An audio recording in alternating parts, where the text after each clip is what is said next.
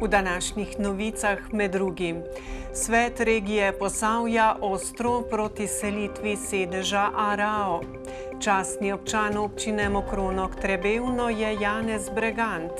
Novi posteljici za novorojenčke v novomeški porodnišnici.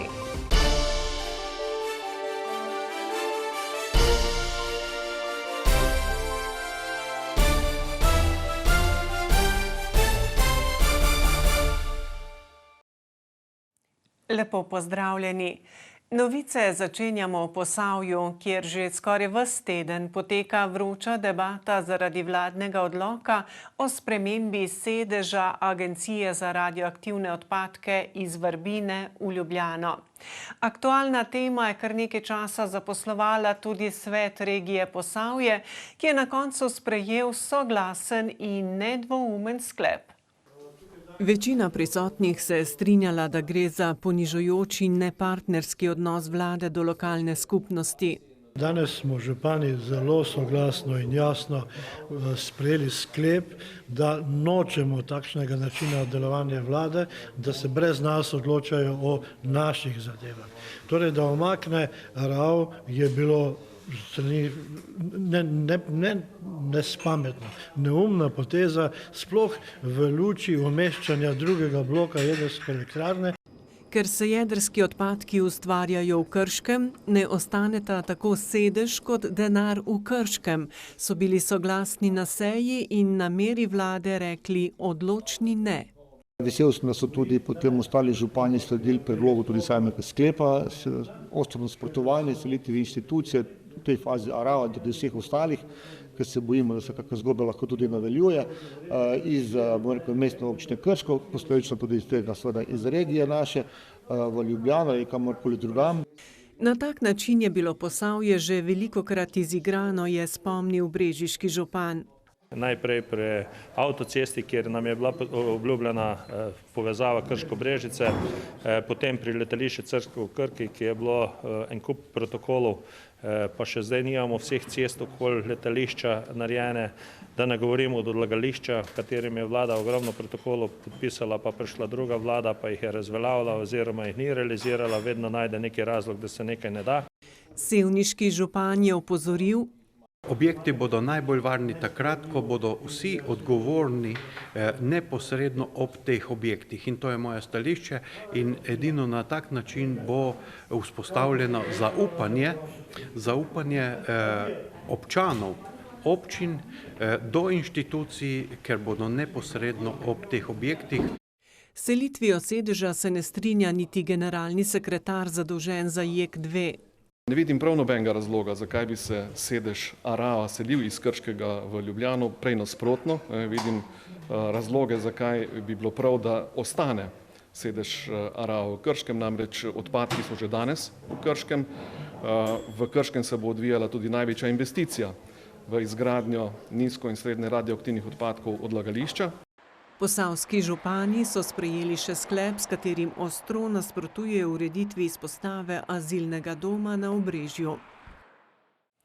Še vedno ostajamo v Posavju, saj so dopoldne svoje razloge za vladno pobudo o selitvi sedeža Agencije za radioaktivne odpadke predstavili tudi predstavniki agencije. Prvi mož agencije poudarja, da gre zgolj za formalnosti. Kar se tiče selitve sedeža iz Vrbine 17, je treba poudariti, da mi selimo samo naslov v Ljubljano, kjer že smo, vse ostalo ostaja isto, zaposleni še vedno ostajajo v Krškem, še vedno imamo tukaj prostore, delamo tako kot prej, nobene razlike ni. Razlika je samo ta, da poslovanje ARAO je onemogočeno na lokaciji Vrbina 17, ker tam ne moremo vzpostaviti svojih pisarn in pogojev. Pobuda za spremembo je prišla iz podjetja, ker si, kot pravijo, želijo normalnega poslovanja. Vse ostalo postaja v Krškem isto. Tako ekipa, število ljudi, ki jih še krepimo, poskušamo zaposlovati ljudi iz lokalnega okolja, ki bodo delovali na sami lokaciji odlagališča. Gradimo pa na lokaciji odlagališča tudi svojo poslovno stavbo, ki pa bo potem v prihodnje, ko do izgradnje pride, pač omogočala, da se poslovanje lahko spostavi tudi na tisti lokaciji. Najem ustreznih poslovnih prostorov, pravi Viršek, je v Krškem precejšen izziv. Ja, izredno težko je bilo najti že te pisarne, pred katerimi zdaj stojimo, smo mogli kar nekaj energije vložiti. Ekipa naša raste, trenutno 8 ljudi, radi bi še zaposlovali in še krepili ekipo tukaj v Krškem in ni enostavno najti že prostore za pisarne.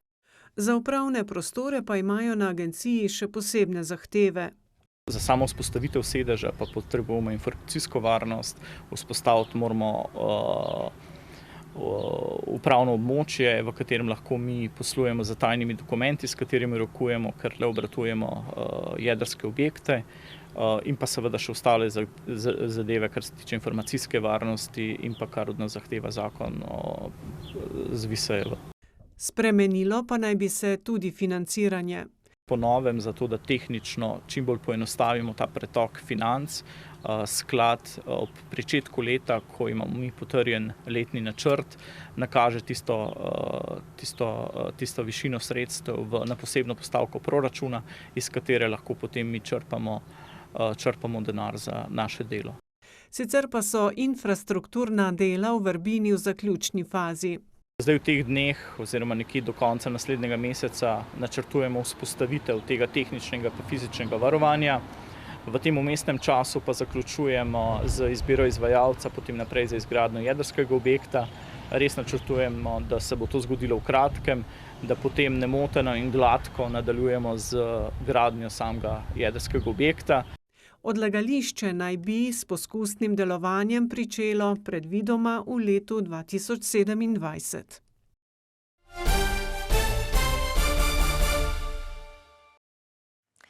Janez Bregant, ki je gasilski organizaciji zapisan že več kot pol stoletja, je 4. častni občan občine Mokronog Trebevno. Občinska priznanja so na slovesni akademiji podelili sinoči. Na praznični 14. marec so podelili občinska priznanja. 4. častni občan je postal Janez Bregant.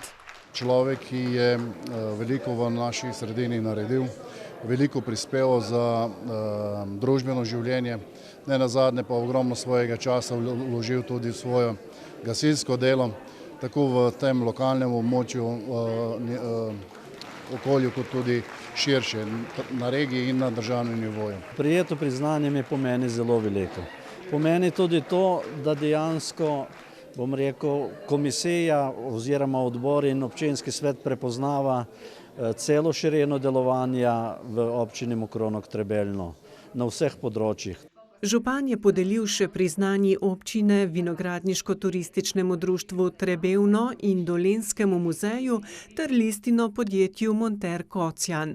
Smo veseli in zadovoljni, da je nekdo prepoznal, da se je prepoznalo naše dolgoletno delo, trudenje za dvig kvalitete vin, pa tudi sicer za razvoj kraja, občine in širše. Skupnimi močmi skrbimo za našo dediščino, da vzgajamo bodoče rodove in da jih seveda tudi učimo, kako ne samo spremljati dediščino, kako za njo skrbeti in kako jo predvsem ceniti. To priznanje nam pomeni kot ena potrditev, da sodelujemo z občino, da nas opazijo, da smo enostavno prijatelji, da se poznamo. Slavnostna govornica je bila predsednica Državnega zbora. Zelo vesela sem, da sem lahko del tega, tudi zato, ker sem sama tudi osebno povezana s tem krajem, mi zelo veliko pomeni. En tak poseben pridih ima ta kraj, no? Tako da se zelo rada vračam sem, ljudje so izjemno prijazni in jaz upam, da me bodo še povabili. Kulturni program so sooblikovali Škratje Mokronožci in Glasbena šola Trebnje. Na oddelku za ginekologijo in porodništvo novomeške bolnišnice pa se veselijo nove pridobitve. Potem, ko jim je vodstvo lani zagotovilo novi modularni grelno-reanimacijski posteljici za novorojenčke, so zdaj še 2, skupaj vredno 20 tisočakov, pridobili od podjetja Krka, ki je njihov zvesti partner, kar zadeva donacije.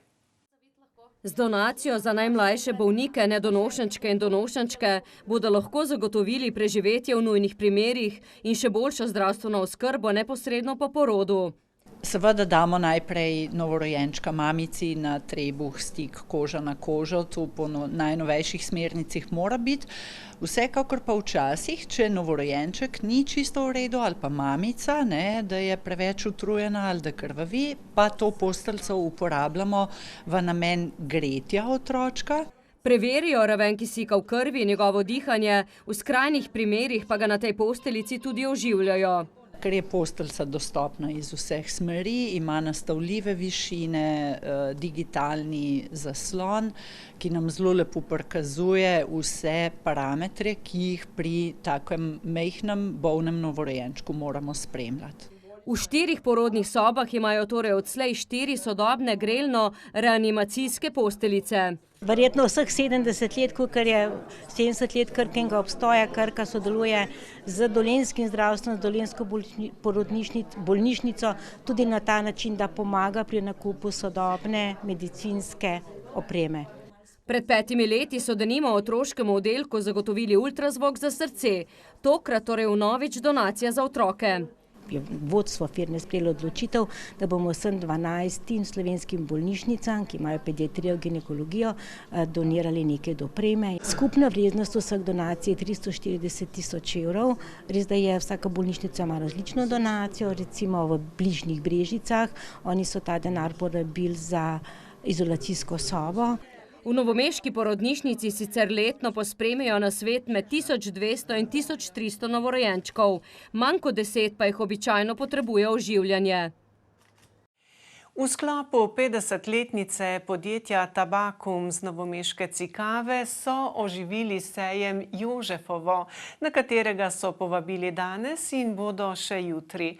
Na sejmu predstavljajo tako prodajne novosti kot stalno ponudbo, za obiskovalce pa so pripravili tudi pester spremljevalni spored. Jožefovo v Tabakumu, tako direktor Goce Tasov, je že od nekdaj pomemben pomladni dogodek za predstavitev kmetijske mehanizacije. Po teh korona časih smo pa rekli, da pa se tudi spodob, da ponovno ga organiziramo pri nas doma na našem dvorišču, da ljudje pridejo, da lahko probajo tudi stvari, da ne samo da vidijo, da so prisotni tudi naši dobavitelji iz celega sveta, iz Japonske, iz Nemčije pride, iz Italije, kako tudi jasno domači dobavitelji. Tako se lahko ljudje iz prve roke pozanimajo o uporabi določenega stroja ali naprave. Čeprav je Tabakum sinonim za akumulatorje in oljna maziva, pa vse bolj širijo tudi vrtni program. Trenutno je aktualno motokultivatorji, prekopalniki, kakor tudi že počasi vrtne kosilnice, robotske kosilnice in pač vse orodje, ki ga potrebujemo za nego vrta in vinograda ter sadovnjakov. Predstavljajo tudi novosti, letos denimo kosilni traktor iz Amerike. Namensko smo prišli zaradi ene kosilnice, tako da se bomo verjetno kar odločili tukaj kupiti eno kosilnico. Kakšno pa potrebujete za kakšen teren? Teren za osnovno šolo, za kar velik teren, imamo kar precej za kositi. Mi že vse leta tle kupujemo. Kaj pa kupujete vse? Ja, vse, kosilnice, kaj ne. Tudi za doma kaj? Pa ja, tudi za doma sem že kupil to, ja, tudi. Pridem kaj pogledati, takole, rada bi eno kosilnico kupila, pa me zanima, če bom dobila kaj. V sklopu sejma so med drugim prikazali uporabo baterijskega orodja, košnjo brežin z robotsko kosilnico na daljinsko vodenje ter obrazovanje sadnega drevja. Sicer pa na današnji 15. marec obeležujemo Svetovni dan spanja, ki ni le pasivna dejavnost, temveč je ključnega pomena za naše zdravje in dobro počutje. Če se le ni čez teden v službi nabralo preveč stresa, si na jutrišnjo deževno soboto privoščite kakšno urico več. Pa lahko noč.